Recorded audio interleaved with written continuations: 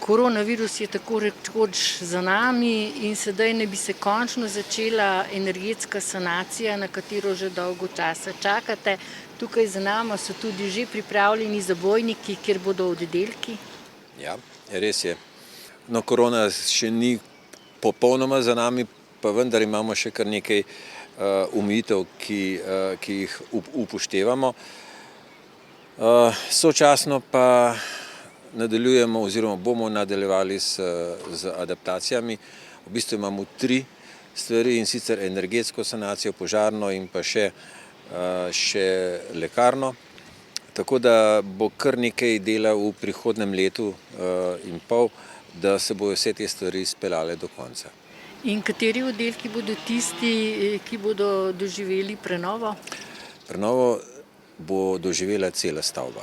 Stavba je stara, po koncu vojne dokončana, vseljena leta 1947 in sedaj je možnost tudi s pomočjo evropskih sredstev, da stavbo energetsko saniramo, se pravi nova okna, nov ovoj, če temu tako rečem, potem klimatizacija oziroma prezračevanje vseh sob in cele hiše in pa sočasno tudi požarna sanacija, se pravi z javljalniki, požarnimi stopnicami, požarnimi vrati in tako naprej.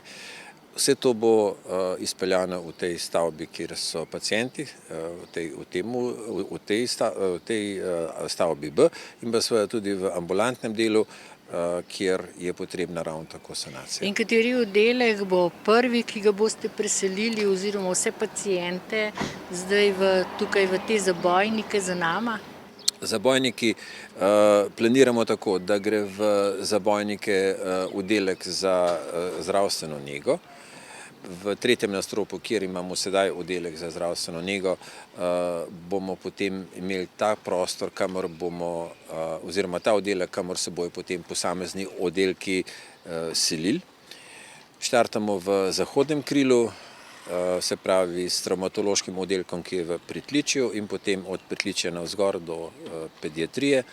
Potem se gre na vzhodno krilo, kjer je abdominalna kirurgija, in potem do vrha navzgor in na koncu še potem krilo, kjer so predvsem dializa, intenziva in potem še ta del. Ali bo omejeno tudi število pacientov, zdaj odkar bodo ti zabojniki tukaj, da ne bo možno toliko pacientov sprejemati, kot jih sprejemate na oddelku? Upam, da ne, kljub temu, da bo velika težava, da bomo v temu trenutku zagotovili v okolju, ki ga imamo,